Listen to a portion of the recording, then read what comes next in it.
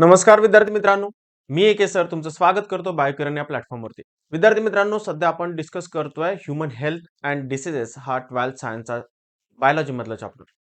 विद्यार्थी मित्रांनो, या चॅप्टरचा आजचा आहे 5th लेक्चर आणि यामध्ये आपण डिटेलमध्ये डिस्कस करणार आहे तो म्हणजे कॅन्सर.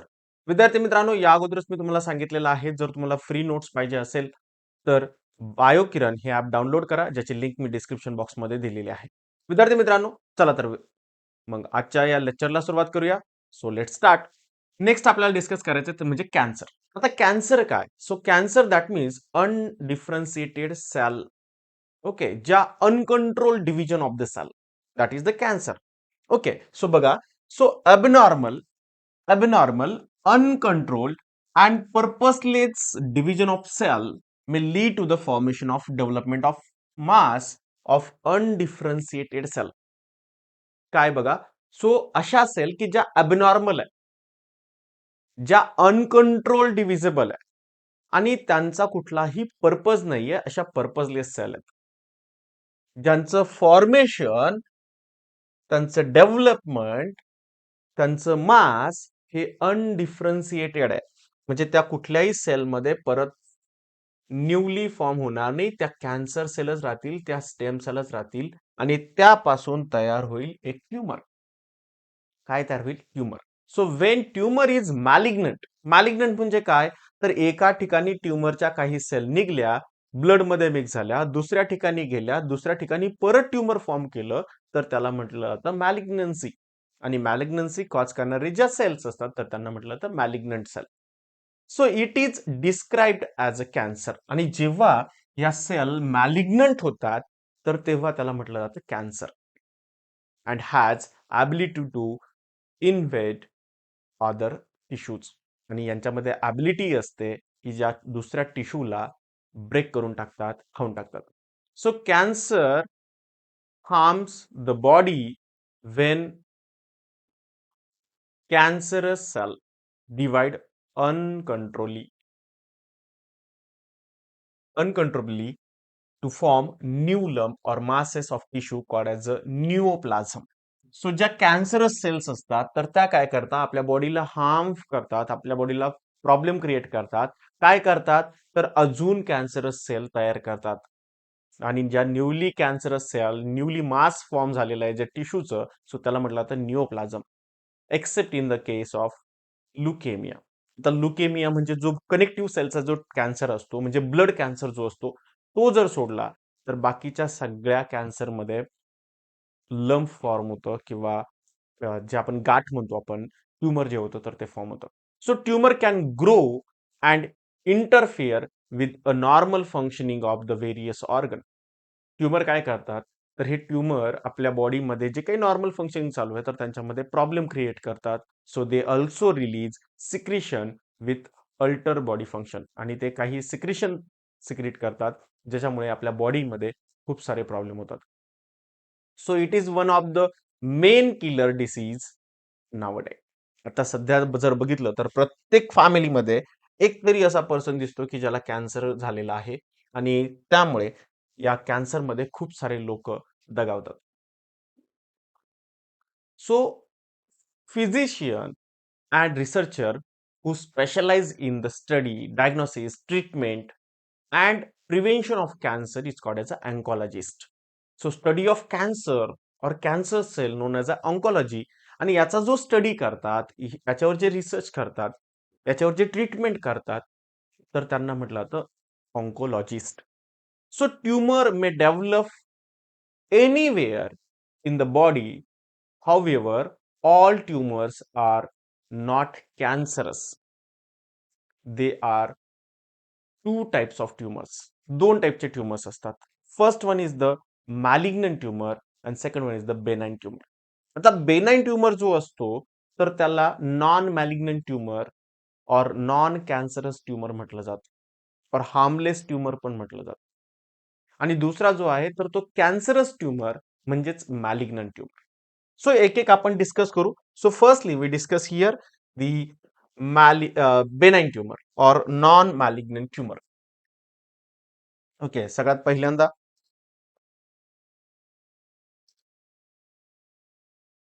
सगळ्यात पहिल्यांदा आपण डिस्कस करणार आहे ते म्हणजे बेनाइन ट्यूमर और non malignant tumour.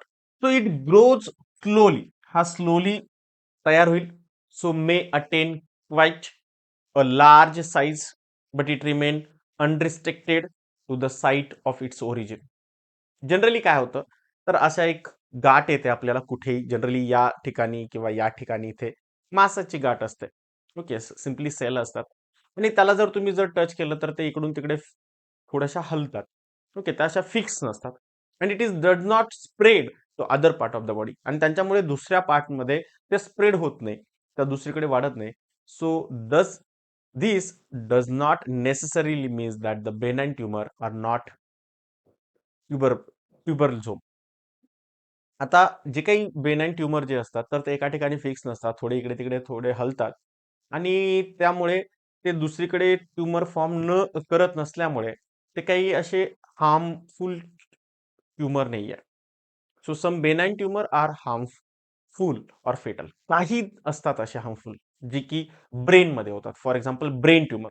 A brain tumour may cause death because of brain is सिक्वेसाइज अगेन्स्ट द हार्ड स्कल.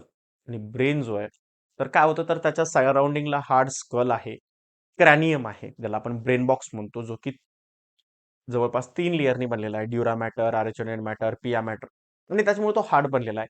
आणि जेव्हा ट्यूमर फॉर्म होईल तर हे काय करतात, तर आपल्या ब्रेनच्या सेलला खाली दाबतात आणि त्याच्यामुळे तिथे इंटरनल ब्लिडिंग होते, हिमोरेज म्हटलं जातं त्याला, आणि त्याच्यामुळे पर्सनची डेथ होऊ शकते.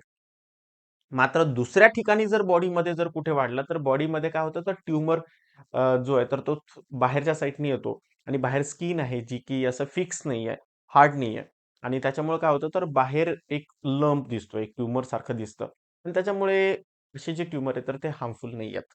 Okay, so moreover the benign tumour may sometimes become a malignant. But कधी कधी काय होऊ शकतं, जर जास्त दिवस असा जर बेनाइन ट्यूमर जर राहिला तर तो मात्र हार्मफुल होऊ शकतो आणि तो मॅलिग्नन्सी कॉज करू शकतो, मॅलिग्नंट ट्यूमर मध्ये कन्वर्ट होऊ शकतो. सो फॉर एक्झाम्पल ॲडिनोमा अँड फायब्रॉइड्स, हे जे ट्यूमर्स आहेत, ॲडिनोमा अँड फायब्रॉइड्स, तर हे बेनाइन ट्यूमरचं कन्व्हर्जन नंतर मॅलिग्नंट ट्यूमर मध्ये होऊ शकतं. त्याच्यानंतर दुसरा जो टाईप आहे विद्यार्थी मित्रांनो, तर तो आहे मॅलिग्नंट ट्यूमर. मॅलिग्नंट ट्यूमरलाच म्हटलं जातं कॅन्सरस ट्यूमर किंवा cancer. So it growth rate of the tumour is very rapid. याचा जो ग्रोथ रेट असतो खूप रॅपिड असतो. मोर्टॅलिटी रेट जो असतो तर तो कंपॅरेटिव्हली मोर असतो बेनाइन ट्यूमरच्या. म्हणजे यांच्यामध्ये सेल डिव्हिजनचा रेट जास्त असतो, सेल नवीन फॉर्मेशनचा रेट जास्त असतो, इव्हन ट्यूमर फॉर्मेशनचा रेट सुद्धा जास्त असतो. So it is comparatively more than the benign tumor. So rapid growth of tumor causes the overcrowding and dispersion of normal cell. काय होतं, आपल्या बॉडीच्या ज्या नॉर्मल सेल आहेत तर त्यांच्यापेक्षा जास्त ग्रोथ करतो. Okay, so the cancerous cell compete with the normal cell for nourish and finally kill. काय करतं, तर आता यांच्यामध्ये जास्त डिव्हिजन होणार आहे, त्याच्यामुळे यांना फूड पण जास्त लागणार आहे. मग नॉर्मल सेलचे जे फूड आहे तर ते सुद्धा हे फूड घेऊन टाकतात आणि नॉर्मल सेलला फूड न मिळाल्यामुळे त्यांची डेथ होते. So these cells are spread from one organ to the other by blood, lump and other few tumours, also secondary tumours. काय करतात हे? सो यातल्या काही सेल ब्लड मध्ये, लिम्फ मध्ये मिक्स होतात, दुसऱ्या ठिकाणी जातात आणि जिथे या अडतील तिथे परत ट्यूमर फॉर्म करतात. सो त्याला म्हटलं जातं सेकंडरी ट्यूमर. आणि हे मायग्रेशन जे आहे तर या प्रोसेसला म्हटलं जातं मेटास्टॅसिस. आणि हे मेटास्टॅसिस झाल्यानंतर कॅन्सर जो असतो तर तो आपण म्हणतो की तो थर्ड स्टेजचा कॅन्सर आहे, जेव्हा मॅलिग्नन्सी किंवा जेव्हा मेटास्टॅसिस होतं. ओके, तर हे पण लक्षात ठेवा. मॅलिग्नन्सी किंवा मेटास्टॅसिस जे आहे तर ते आपल्याला माहिती पाहिजे. बघा इथे काही बेनाइन ट्यूमर आणि मॅलिग्नंट ट्यूमरची फिगर दिलेली आहे. बघा हा बेनाइन ट्यूमर जो आहे तर त्याच्यामध्ये एकसारख्या सेल आहेत. ओके, एकसारख्या सेल आहेत आणि त्या सेलची एक कॅप्सूल बनलेली आहे आणि त्या कॅप्सूल म्हणजे नॉर्मल सेल आणि ज्या बेनाइन ट्यूमर मधल्या सेल आहेत तर त्या जवळपास सेम आहेत. ओके, म्हणजे त्या कुठल्याही ॲबनॉर्मल सेल नाहीयेत. ओके, जरी पण थोड्याफार ॲबनॉर्मल असेल तर थोडी साईज इन्क्रीज झालेली असेल, बाकी शेप वगैरे सेम असेल. मात्र इकडे जर बघितलं आपण मॅलिग्नंट ट्यूमर मध्ये, तर मॅलिग्नंट ट्यूमर मध्ये बघा या नॉर्मल सेल ज्या आहेत तर नॉर्मल सेलचा शेप आणि जो कॅन्सर सेल आहे तर यांचा शेप कॅन्सर सेलचा नंबर जास्त असतो, साईज छोटी असते आणि अबनॉर्मल असतात त्या. ओके. तर याच्यावरून आपल्याला ट्युमरचे टाइप्स जनरली मार्फॉलॉजी जरी बघितली, एखाद्या स्किनचा थोडासा लेसन काढला, थोडासा पार्ट काढला, त्याची एक स्लाइड बनवली आणि जरी ऑब्झर्व केलं तरी पण आपल्याला इझिली कळतं. त्याला प्रोसेसला बायोप्सी म्हटलं जातं. देन नेक्स्ट आहे that is the types of cancer. आता कॅन्सरचे टाइप्स काय आहेत? So there are 5 main types of the cancer. 5 वेगवेगळ्या प्रकारचे कॅन्सरचे टाइप्स आहेत. Okay. So according to the types of tissue affected, कुठल्या टिश्यू मध्ये तो कॅन्सर झालाय याच्यावरून कॅन्सरचे 5 टाइप पडलेले आहेत. सो कॅन्सर आज named according to the tissue from which they arise. कुठल्या सेल पासून, कुठल्या टिश्यू पासून ते तयार झालेले आहे, तर त्यावरून कॅन्सरचे जवळपास 5 टाइप पडलेले आहेत. So first one is the carcinoma. Carcinoma that means the cancer that arises from the epithelial tissue. कुठल्या टिश्यू पासून झालेला आहे तयार? इपिथिलियल टिश्यू पासून. सो कव्हरिंग और lining the body organ is non as a carcinoma. आणि त्यापासून epithelial sale पासून जो कॅन्सर होतो तर त्याला म्हटलं जातं carcinoma. So it include breast cancer, lung cancer, cancer of stomach, skin cancer. हे सगळे जे कॅन्सरचे जे टाईप आहेत तर त्याला म्हटलं जातं कार्सिनोमा. शॉर्ट मध्ये याला म्हटलं जातं CA. त्याच्यानंतर दुसरा जो आहे तर तो आहे sarcoma. Sarcoma that means the cancer that arises from the connective tissue. Connective tissue पासून जो कॅन्सर होतो तर त्याला सार्कोमा म्हटलं जातं. स्पेसिफिकली इथे आपण बोन कॅन्सर आपण स्टडी करत असतो. So called as a sarcoma. So it include bone tumours that is the sarcoma, osteosarcoma, that is the bone cancer. Then muscle tumor, that myosarcoma. Muscle cancer जो असेल तर त्याला sarcoma म्हटलं जातं. Then cancer of cartilage that is the chondrosarcoma. Chondrosarcoma, that is the cancer of cartilage. Then cancer of adipose tissue, that is the liposarcoma. So this is are the type of sarcoma. Okay. Simply एवढं लक्षात ठेवा, sarcoma means bone cancer or connective tissue cancer. Okay, but hard connective tissue. आपल्याकडे fluid connective tissue पण आहे. Okay. So then next आहे that is the lymphoma. Lymphoma that means the cancer that arises from the lymphatic tissue. ज्या lymphatic टिश्यूमुळे जो cancer होतो तर त्या कॅन्सरला म्हटलं जातं lymphoma. Okay. It occurs in the lymphatic node, spleen and tissue of immune system. Immune system मध्ये जो cancer होतो, लिम्फॅटिक नोड्स मध्ये जो कॅन्सर मिळतो आणि स्प्लीन मध्ये जो कॅन्सर मिळतो तर त्याला म्हटलं जातं लिम्फोमा. ओके. त्याच्यानंतर आहे दुसरा म्हणजे लुकेमिया. लुकेमिया स्पेसिफिकली ब्लड कॅन्सरला म्हटलं जातं. So it is the type of blood cancer which there is excessive formation of WBC. जर खूपच जास्त WBCचा म्हणजे व्हाईट ब्लड सेल्स किंवा व्हाईट ब्लड कार्पस्कलचा नंबर जर खूपच जास्त वाढत असेल त्यालाच आपण म्हणतो ल्युकोसाइट्स. आणि या ल्युकोसाइट्स ज्या बोन मॅरो पासून बनतात तर यांचा नंबर जर खूपच जास्त वाढत असेल तर त्याला म्हटलं जातं leukaemia. So people suffering from leukaemia हा व्हेरी हाय ल्युकोसाइट्स काउंट. यांचा नंबर खूप जास्त वाढत असतो.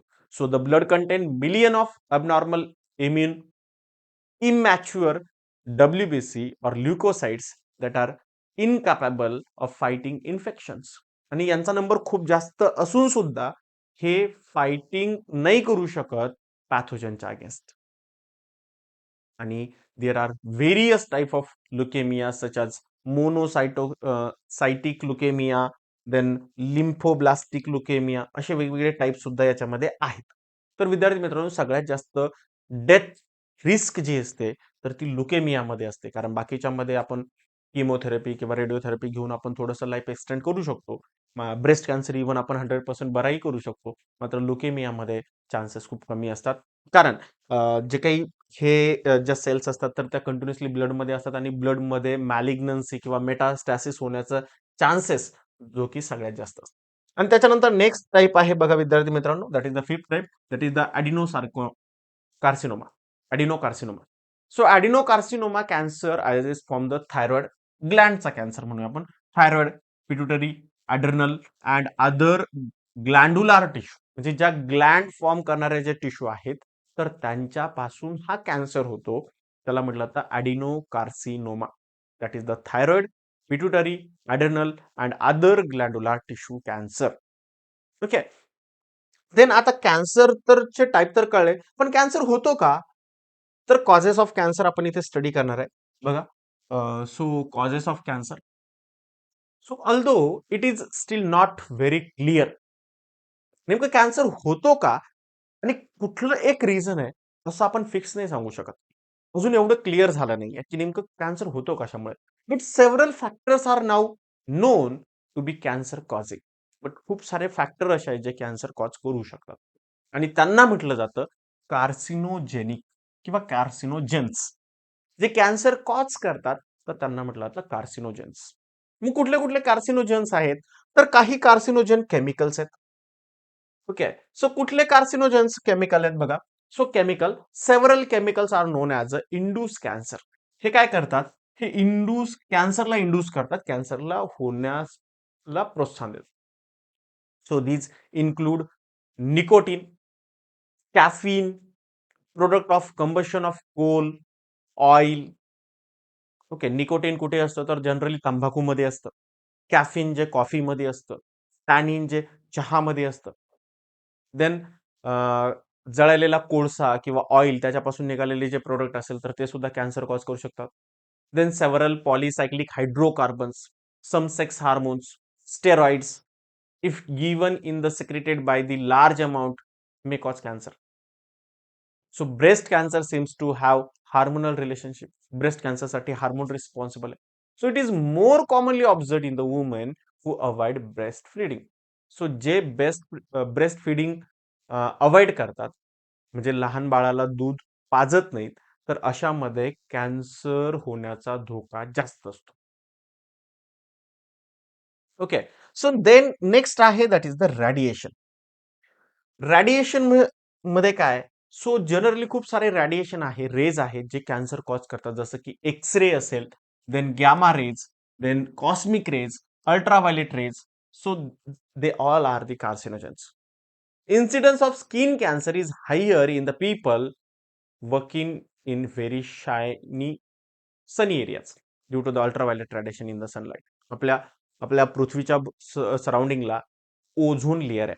मात्र आपण खूप सारं पोल्युशन केलं आणि त्याच्यामुळे ओझोन लेअरचं डिप्लेशन झालं आणि त्याचा लेअर जो आहे तर तो कमी झाला आणि त्याच्यामुळे युव्ही रेज जे आहे तर ते आपल्या अर्थवरती येतात, आपल्या पृथ्वीवरती येतात आणि आपण जर उन्हामध्ये काम करत असेल तर अल्ट्राव्हायोलेट रेज आपल्या बॉडीवरती येतात, स्किनवरती पडतात आणि त्याच्यामुळे आपल्याला स्किन कॅन्सर सुद्धा होऊ शकतो. जनरली आफ्रिकन पीपलमध्ये याचं अमाऊंट जास्त आहे कारण तिथे ओझोन होल झालेला आहे. म्हणजे ओझोनला एक होल पडलेला आहे, भगदाड पडलेला आहे. त्याच्यानंतर नेक्स्ट आहे काही व्हायरस सुद्धा रिस्पॉन्सिबल असतात कॅन्सर कॉज करण्यासाठी. So viruses causing cancer have gene called as a viral oncogene. So V1 gene जो असतो किंवा व्हायरल ऑन्कोजीन जो असतो, so this virus are known as a oncogenic virus. So ज्यांच्यामध्ये व्ही जीन असतो तर त्याला म्हटलं जातं ऑन्कोजेनिक व्हायरस जे कॅन्सर कॉज करतात, जसं की EBV that is the Epstein Barr virus. Then HPV that is the human papilloma virus. हे जे व्हायरस आहेत तर हे कॅन्सर कॉज करू शकतात. त्याच्यानंतर काही जीन्स आहेत जे रिस्पॉन्सिबल आहेत कॅन्सर कॉज करण्यासाठी, that known as a oncogene. So several genes called as a cellular oncogenes, C1 genes और प्रोटोऑन्कोजिन्स. त्यांना म्हटलं जातं सेल्युलार जीन और प्रोटोऑन्कोजिन्स. प्रोटोऑन्कोजिन रिस्पॉन्सिबल नाहीये कॅन्सरसाठी, मात्र याच्यामध्ये जर काही म्युटेशन झालं आणि प्रोटोऑन्कोजिनचं कन्व्हर्जन ऑन्कोजिन मध्ये जर झालं, so it cause the cancer. So have been identified in the normal cell which when activated under the certain condition could lead to the oncogenes and the transformation of the cell. So हे काय cause करतात? जेव्हा proto ऑन्कोजीनचं conversion oncogene मध्ये होतं, so it lead to the cancer. Then next आहे काही addiction, काही व्यसन जे सुद्धा आपल्याला कॅन्सर कॉज करू शकतो. So different type of addictions like smoking. Okay. Cigarette smoking असेल, बिडी स्मोकिंग असेल, चिविंग ऑफ टबॅको, तंबाखू खाणं असेल, चावणं असेल, so lead to the cancer of mouth. So याच्यामुळे काय होतं? माउथचा कॅन्सर होऊ शकतो. सो लिपचा कॅन्सर होऊ शकतो, लंगचा कॅन्सर होऊ शकतो. So alcohol consumption may result in cancer of oesophagus. Alcohol जर तुम्ही खूप जास्त घेत असाल तर त्याच्यामुळे तुम्हाला इसोफॅगसचा कॅन्सर होऊ शकतो, स्टमकचा कॅन्सर होऊ शकतो, इंटेस्टाइनचा कॅन्सर होऊ शकतो, लिव्हरचा कॅन्सर होऊ शकतो. काही ड्रग्स असे आहेत जे कॅन्सर कॉझिंग आहेत. जसं की मॅरीज्वाना, देन अनएरोबिक स्टेरॉइड्स, हे जे आहे जे काही ड्रग्स, तर हे सुद्धा कॅन्सर कॉझिंग आहेत. यांच्यामुळे सुद्धा काय होऊ शकतो, तर कॅन्सर होऊ शकतो. तर विद्यार्थी मित्रांनो, हे सगळे होते कॅन्सर कशामुळे होतो त्याचे म्हणजे त्याला आपण म्हणू कॉजेस ऑफ कॅन्सर. सो आपण ते स्टडी केलं. आता इथे आपल्याला काय दिलंय बघा, तो कार्सिनोजेन्स दिलेत आणि इथे त्याचे ऑर्गन कुठले अफेक्टेड होतात तर ते दिलेले आहेत बघा. सो सूट सूट म्हणजे धुळीकण. ओके, तर त्याच्यामुळे स्किन कॅन्सर किंवा लंग कॅन्सर होऊ शकतो. देन कोल टार म्हणजे ज्याला आपण काजळी किंवा कोजळी म्हणतो, त्याच्यामध्ये असतो 3,4 बेन्झोपायरीन आणि याच्यामुळे स्किन कॅन्सर किंवा लंग कॅन्सर होऊ शकतो. देन सिगरेट स्मोक याच्यामध्ये असतो एन नायट्रोसो डायमिथायलिन, त्याच्यामुळे होतो lung cancer. Then cadmium oxide याच्यामुळे प्रोस्टेट कॅन्सर होतो. Alpha toxin, metabolite of aspergillus flavus mould, हा अफ्लाटॉक्झिन जनरली खवट झालेल्या शेंगदाण्यामध्ये असतो. ओके, याच्यामुळे लिव्हर कॅन्सर होऊ शकतो. Then two naphtha naphthylamine and 4 amino biphenyl याच्यामुळे युरिनरी ब्लॅडरचा कॅन्सर होऊ शकतो. Then mustard gas. Okay, mustard gas जो आहे तर त्याच्यामुळे लंग कॅन्सर होऊ शकतो. Then nickel and chromium compound याच्यामुळे लंग कॅन्सर होऊ शकतो. ॲबेस्टॉस याच्यामुळे लंग कॅन्सर होऊ शकतो. डायमिथाइल स्टील बेस्ट्रॉल DSE याच्यामुळे व्हजायनल कॅन्सर होऊ शकतो. देन विनाइल क्लोराइड्स त्याच्यामुळे लिव्हर कॅन्सर होऊ शकतो. सो हे सगळे कार्सिनोजेनिक केमिकल्स आहेत आणि हे केमिकल्स आपल्या डेली लाईफमध्ये आपल्या बॉडीला कुठे ना कुठे टच होत असतात, आपल्या बॉडीमध्ये कुठल्या तरी कॉन्टॅक्टमध्ये येत असतात आणि त्यामुळे आपल्याला कॅन्सर होऊ शकतो. मग जर कॅन्सर झाला तर याच्यावरती ट्रीटमेंट आहे का? तर येस, ट्रीटमेंट आहे. कुठली कुठली ट्रीटमेंट केली जाते बघा, ट्रीटमेंट ऑफ कॅन्सर. सो वेगवेगळ्या थेरपीज दिल्या जातात. Cancer treatment consist of combination of number of therapies. कुठल्या कुठल्या थेरपी दिल्या जातात तर सगळ्यात पहिली दिली जाते किमोथेरपी. ओके, कॅन्सरमध्ये किमोथेरपी दिली जाते. So chemotherapy comprises administration of certain anti cancer drug. आता केमिओथेरपी कशी दिली जाते, तर काही अँटी कॅन्सरस ड्रग असतात, तर हे ड्रग सलाईन थ्रू आपल्या बॉडीमध्ये टाकलं जातं. आता हे ड्रग मात्र याला आपल्या बॉडीच्या सेल आणि कॅन्सरस सेल ह्या ओळखता येत नाही. त्याच्यामुळे जेवढ्या काही फास्ट ग्रोईंग सेल ज्या असतात, फास्ट डिव्हिजन करणाऱ्या ज्या सेल्स असतात, तर त्या सगळ्यावरती इम्पॅक्ट करण्याचं काम हे किमोथेरपी ड्रग करत असते. आणि त्यामुळे या किमोथेरपीचे खूप सारे साईड इफेक्ट सुद्धा आहेत. So anti cancer drug check cell division by inhibiting DNA synthesis. So हे काय करतं, डीएनए सिंथेसिसला इनिबिट करतं और one more toxic to cancerous cell than the normal cells. So chemotherapy may lead to the, याच्यात खूप सारे साईड इफेक्ट पण आहेत, कारण हे हायली ग्रोईंग सेलला स्टॉप करतं, डिव्हिजन स्टॉप करतं आणि त्याच्यामुळे आपले हेअर लॉस होतं. पूर्णपणे बॉडीवरचे जेवढे काही हेअर आहेत तर ते हेअर लॉस होतं. त्याच्यानंतर आपल्या बॉडीमधल्या ब्लड मधल्या स्पेसिफिकली ज्या सेल्स असतात तर त्यांचे पण डेथ कॉज करतं. त्याच्यामुळे आपल्याला अनिमिया होतो. सो ब्लड कमी पडतं. So but both get corrected after the treatment is stop. जेव्हा ही ट्रीटमेंट कंप्लीट होईल त्याच्यानंतर परत आपल्या बॉडीमध्ये ब्लड पण फॉर्म होतं किंवा आपल्याला बॉडी हेअर्स जे आहेत तर ते सुद्धा पूर्णपणे येऊ शकतात. त्याच्यानंतर नेक्स्ट जे आहे तर ते आहे रेडिओथेरपी. आता रेडिओ जसं की रेडिएशन दिलं जातं रेडिओथेरपीमध्ये. जसं एक्सरे असतं, गॅमा रेज असतं, तर त्याच पद्धतीने इथे रेडिएशन केलं जातं. So radiotherapy, so it is use in addition to the chemotherapy. Chemotherapy झाल्यानंतर किंवा किमोथेरपी चालू असतानाच लगेच रेडिओथेरपी सुद्धा स्टार्ट केली जाते. So in radiotherapy a basic principle of bombardment of cancerous tissue. Okay, काय केलं जातं, सो काही रेज बंबार्ड केले जातात कॅन्सरस टिश्यूवरती किंवा सेलवरती.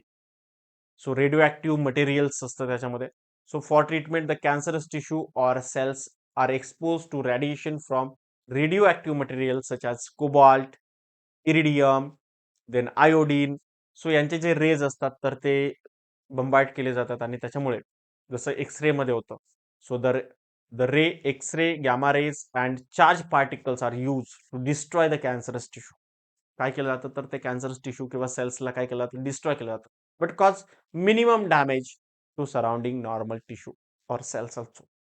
बट त्याच्या सराउंडिंगच्या ज्या सेल्स आहेत तर त्यांना सुद्धा काही प्रमाणात डॅमेज होऊ शकतं, तिथल्या सेल्स सुद्धा मरू शकतात. देन काही कॅन्सरमध्ये सर्जरी केली जाते. ओके, ऑपरेशन केलं जातं, सर्जरी केली जाते. So in surgery entire cancerous tissue or cell are removed surgically. काय केलं जातं सर्जरीमध्ये, जो काही कॅन्सरस ट्यूमर आहे तर तोच कट करून काढला जातो. So but it has limited utilities. Okay, in certain cases, such as breast tumor or uterine tumor, the surgery is most effective. Breast मध्ये ट्यूमर असेल किंवा युटरस मध्ये ट्यूमर असेल तर अशा वेळेस मात्र सर्जरी हा बेस्ट पर्याय आहे.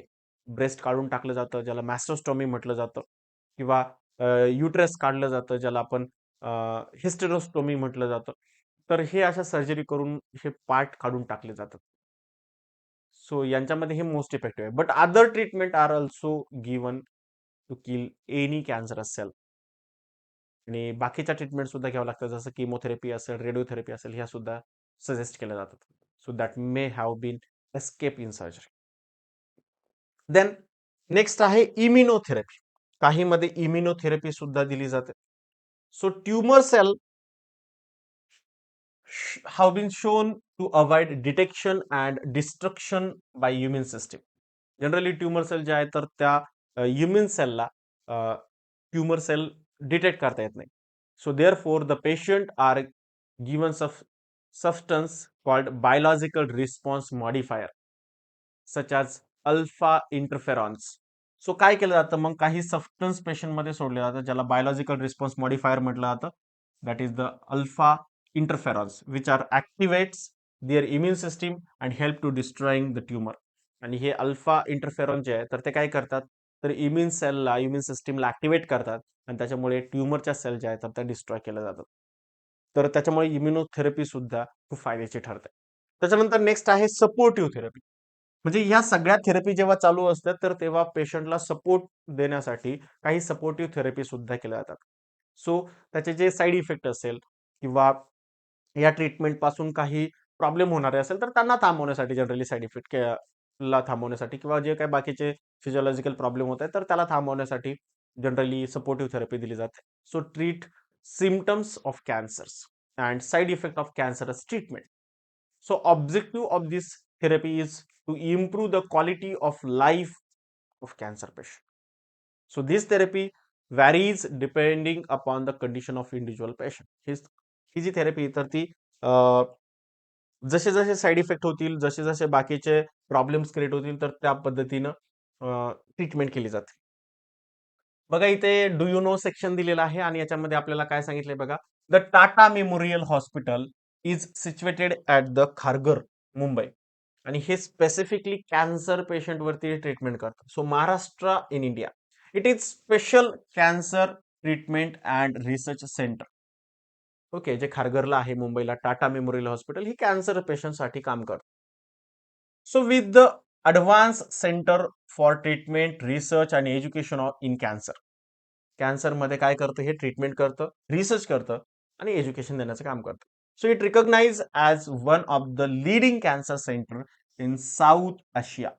पूर्ण साऊथ आशियामध्ये हे एक लीडिंग सेंटर आहे. So it is a autonomous body funded and controlled by Department of Atomic Energy, Government of India, which also oversees in administration of institute since 1962. 1962 पासून जवळपास इंडिया गव्हर्नमेंट ऑफ इंडियाच्या department of atomic energy through हे hospital जे आहे तर ते चालवलं जातं. बघा या हॉस्पिटलचं इथे मेन एंट्रन्स पण दिलेलं आहे. खूप मोठं हॉस्पिटल आहे. देन नेक्स्ट आणखीन एक डिसीज किंवा डिसऑर्डर म्हणूया असा एक आहे जो आहे एड्स. ओके, सो नेक्स्ट आहे एड्स. एड्सचा लॉंग फॉर्म काय? So acquired immuno deficiency syndrome, that is the AIDS. बघा, acquired immuno deficiency syndrome, that is the AIDS. So it is the usually fetal illness caused by the retrovirus एका virus पासून हा होतो, जो single standard RNA virus आहे. याच्यावरती एकदा question आला होता MST CET साठी. सो एड्स कॉज करणारा जो व्हायरस आहे तर तो सिंगल स्टँडर्ड RNA व्हायरस आहे, known as a human immuno deficiency virus, that is the HIV. HIVचा लॉंग फॉर्म काय? Human immuno deficiency virus. त्याच्या नावातच आहे ह्युमन इम्युनो डेफिशियन्सी. हा काय कॉज करतो? तर इम्युन सिस्टीमला सगळ्यात पहिल्यांदा डिस्ट्रॉय करून टाकतो आणि त्याच्यामुळे कुठलेही रोग आपल्याला होतात, कुठलेही डिसीज आपल्याला होतात आणि त्याच्यामुळे खरी डेथ होतात. So HIV virus cause the AIDS. HIV cause the AIDS. So human immunodeficiency virus cause the acquired immunodeficiency syndrome. So which weakness weaken in the body's immune system. काय करतं? आपल्या बॉडीच्या इम्युन सिस्टमला वीक बनवतं. So living and victim vulnerable of life. So treating opportunistic infection, neurological disorders and unusual malignancies. So काय काय होतं आपल्याला? तर आपली जी इम्युन सिस्टीम आहे तर ते डिस्ट्रॉय करून टाकतात आणि त्याच्यामुळे बाकीचे सगळे प्रॉब्लेम्स होतात. खूप सारे इन्फेक्शन होऊ शकतात, न्यूरोलॉजिकल डिसऑर्डर होऊ शकतात, काही मॅलिग्नन्सीज होऊ शकतात. Okay, so AIDS can be called a modern pandemic. कारण हा काय तर पूर्ण वर्ल्ड मध्ये झालेला आहे, वर्ल्ड वाईड पॅन्डेमिक म्हणजे वर्ल्ड वाईड. जसं की आपण कोरोना पॅन्डेमिक म्हणत होतो ना, तर त्या पद्धतीने. So affecting both industrialise and developing country. दोन्ही पण, जेवढ्या काही इंडस्ट्रियलाइज कंट्री आहे, जेवढ्या काही डेव्हलप कंट्री आहे, अनडेव्हलप कंट्री आहे, सगळ्यामध्ये हा प्रॉब्लेम आहे. So AIDS was first notice in USA इन 1981. 1981 साली पहिल्यांदा USA मध्ये, युनायटेड स्टेट ऑफ अमेरिकामध्ये आपल्याला पाहायला मिळाला.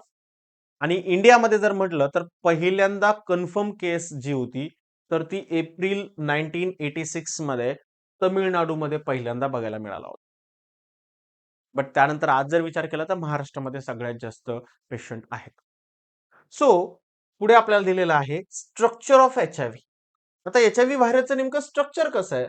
So HIV is 100 to 140 nanometre in diameter. HIV व्हायरसची डायमीटर किती आहे?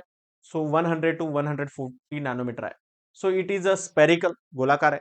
सो व्हायरल पार्टिकल्स शोन्स centrally located two single standard RNA molecules. Double म्हणजे दोन मॉलिक्युल आहे single standard RNA. So along with reverse transcription enzyme. याच्यामध्ये कुठले एन्झाईम आहे तर रिव्हर्स ट्रान्सक्रिप्टेज आहे. याचा अर्थ हा RNA पासून DNA बनवू शकतो, DNA पासून RNA बनवू शकतो.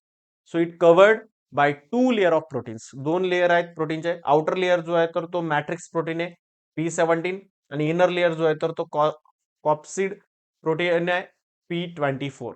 सो P17 आणि P24 असे दोन प्रोटीन्सनी कोड बनलेला आहे, याचं प्रोटीन कोड बनलेलं आहे. Okay, then so over the matrix protein layers there is additional layer of lipids.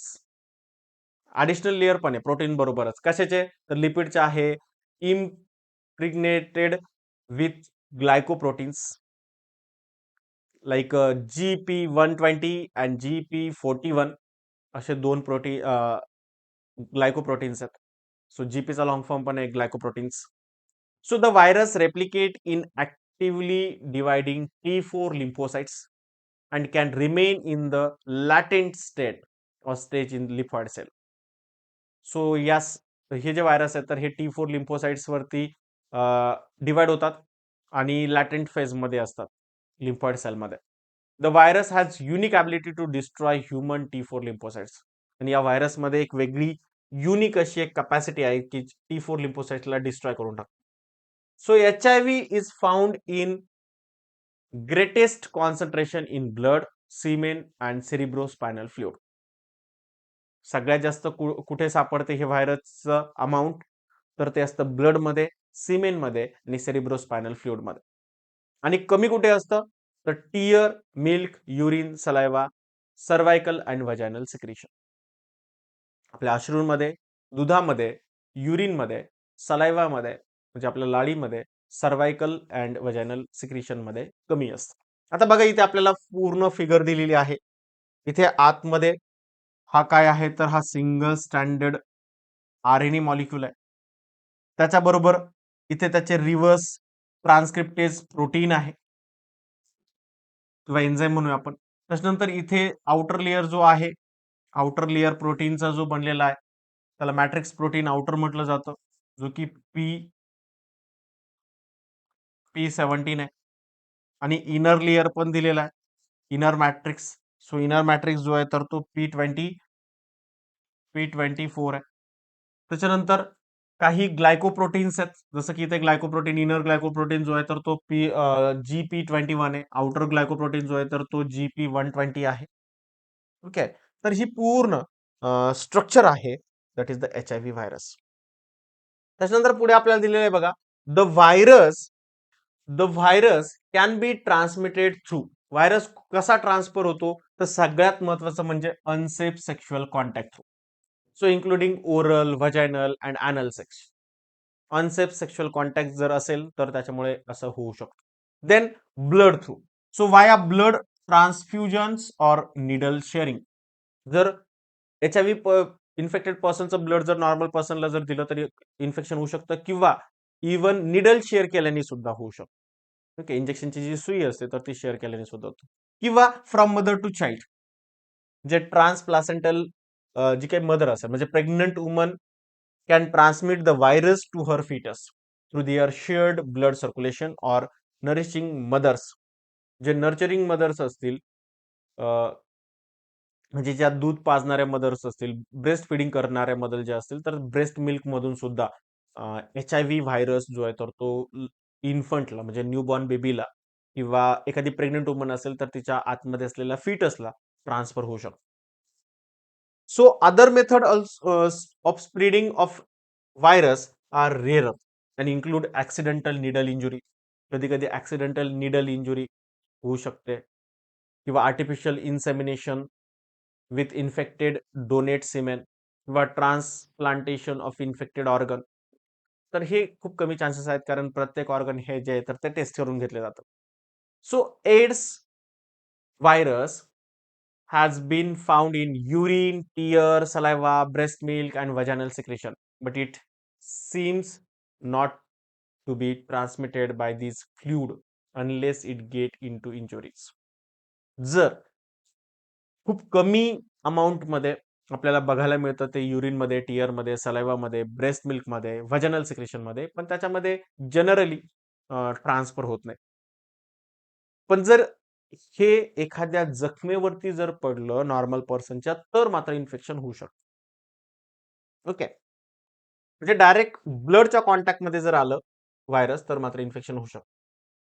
So HIV infected infection is not spread by. कशाने हे होत नाही?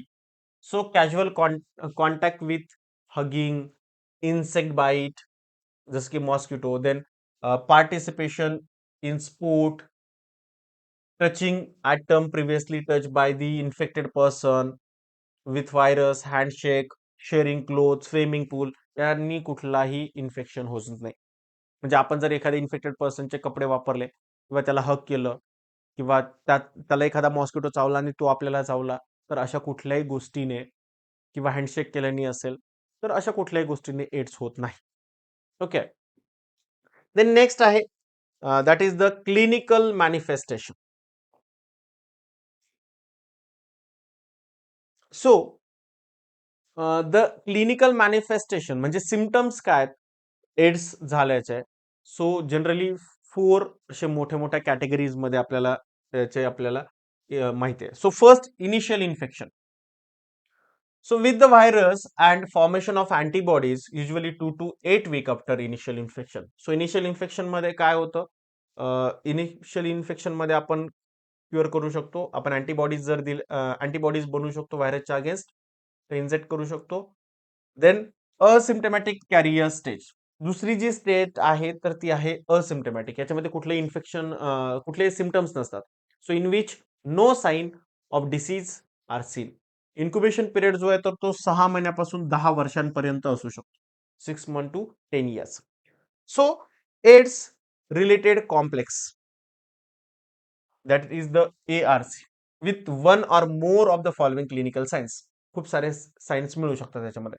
So recurrent fever for longer than 1 month, 1 महिन्यापर्यंत परत परत येणारा ताप, फटीग म्हणजे थकवा येणे, अनएक्सप्लेन डायरिया खूप जास्त जुलाब होणं, देन नाईट स्वेट रात्रीच्या कंडिशनला घाम येणं, स्वेटिंग होणं, शॉर्टनेस ऑफ ब्रीथ ज्याला आपण श्वास घ्यायला तकलीफ होणं, then loss of appetite more than 10% body weight, जवळपास 10% बॉडी वेट कमी होणं, वजन कमी होणं. So AIDS is the end stage of infection. AIDS ही जी आहे तर ती शेवटची स्टेज आहे. So it is characterise by the life threatening opportunistics infection.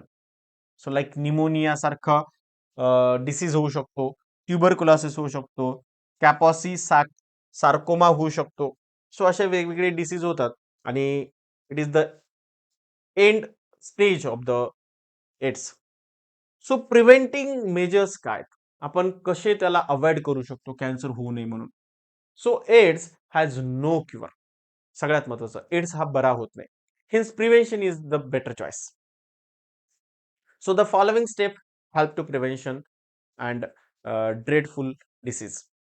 So काय कसं आपण प्रिव्हेंट करू शकतो. So peoples particularly those in high risk group should be educated about HIV transmission. So generally आपण अवेअरनेस क्रिएट करायचा. So disposable needle syringe should be use and dispose of properly and immediately. ज्या needles आहेत, syringe आहेत, इंजेक्शनच्या सुया वगैरे ज्या असतात, तर त्याला डिस्पोज करायचं वन यूज झाल्यानंतर. Then sexual habit should be change immediately. जे सेक्शुअल हॅबिट्स आहेत तर त्या चेंज करायच्या. Then high risk group should refrain from donating blood. Okay. So sexual habit जे आहे तर त्या चेंज करायच्या. देन हाय रिस्क ग्रुप जो असेल तर त्यांना ट्रेन करायचं आहे. देन टूथब्रश असेल, रेझर असेल, other articles that can become contaminated with blood should not be shared. जर असे काही कंटॅमिनेटेड असेल, टूथब्रश असेल, रेझर असेल किंवा अदर आर्टिकल्स असेल ज्यांच्यावरती ब्लड लागले असेल तर हे शेअर करायचं नाहीये. Then before receiving blood insure that it has been screen for not contaminating HIV infection. जे आपण ब्लड घेतोय, सपोज कॅन्सरस पेशंट असेल किंवा दुसरे पेशंट असेल, ऍक्सिडेंट झाला असेल आणि ब्लड घालायची वेळ आली, तर तेव्हा मात्र पण ते टेस्ट करून घेतलं पाहिजे जेणेकरून कॅन्सर HIVचा धोका नसेल. And routine screening must be done for blood donors, then organ donors जसं की किडनी, लिव्हर, लंग, कॉर्निया हे डोनेट करणाऱ्यांचे जे तर रुटीन स्क्रीनिंग केलं पाहिजे. Then donors of semen and growth hormones, जे सीमेन किंवा ग्रोथ हार्मोन डोनर्स आहेत तर त्यांनी पण रुटीन स्क्रीनिंग केलं पाहिजे. Then patient undergoing haemodialysis and female in high risk group who are pregnant or contemplating pregnancy. So काही जे काही प्रेग्नंट वुमन असेल किंवा जे ब्लड डोनर जे आहेत तर त्यांनी सगळ्यांनी चेक केलं पाहिजे किंवा जे डायलिसिस करत असेल तर त्यांनी सुद्धा चेक केलं पाहिजे. So do you know section मध्ये आपल्याला काय दिलंय. So every year 1 December is observed as World AIDS Day. So 1 December जो आहे तर तो वर्ल्ड एड्स डे म्हणून सेलिब्रेट केला जातो. Okay. So India started a National AIDS Control Programme in 1987. 1987 मध्ये आपण इंडियाने एक प्रोग्राम लॉन्च केला होता. त्याला म्हटलं होतं National AIDS Control Programme. So a red ribbon is worn on World AIDS Day as a universal symbol आणि म्हणून याला वर्ल्ड रेड क्रॉस डे असं सुद्धा म्हटलं जातं. ओके. हे रेड क्रॉस सिम्बॉल जो आहे तर तो एड्सच्या अगेन्स्ट प्रोग्राम रन करण्याचा. सो ऑफ अवेअरनेस काय आहे. So universal symbol of awareness and support for people living with HIV. So HIV असलेल्या पर्सन सोबत जगण्यासाठी त्यांना अवेअर करण्यासाठी हा डे आहे. So in India 4 AIDS reference centre have been establish. 4 reference centre आहेत एड्सचे. फर्स्ट आहे AIIMS New Delhi, National Institute of Virology Pune, Centre of Advance Research on Virology Vellore, national Institute of Communicable Disease New Delhi. So हे 4 centre आहे. So National AIDS Control Organisation that is the NACO was set up in year 1992 by the Ministry of Health and Family Welfare. Okay. So National AIDS Control Organisation सुद्धा form केलेली आहे. So the aim of this organisation is to prevent further transmission of HIV, to decrease morbidity and mortality association with HIV infection, and the minimize the socio-economic impact resulting from HIV infection. So हे सगळं काम जे आहे तर ते health and family वेलफेअरच्या under National AIDS Control Organisation जे आहे तर ते करत असतं. आता याच्यामध्ये कसं डायग्नोसिस केलं जातं?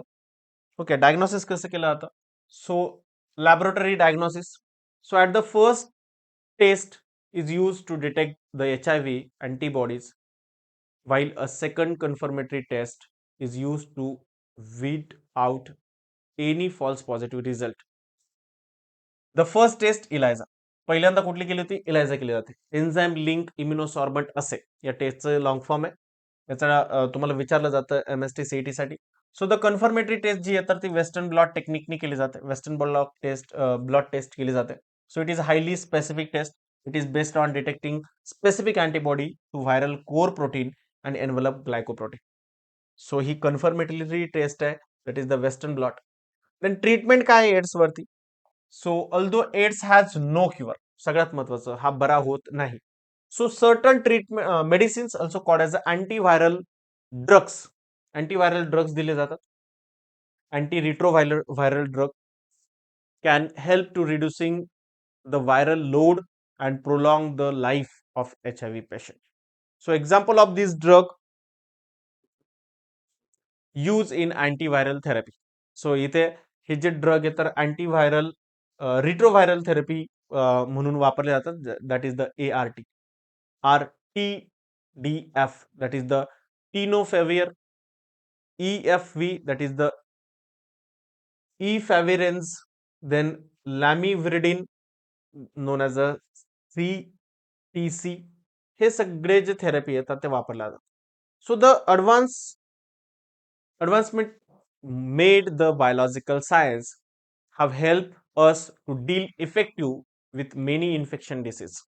बायोलॉजिकल सायन्स मध्ये खूप सारे रिसर्च झाल्यामुळे खूप सारे इन्फेक्शियस डिसीज वरती आपण इफेक्टिव्हली डील करू शकतो.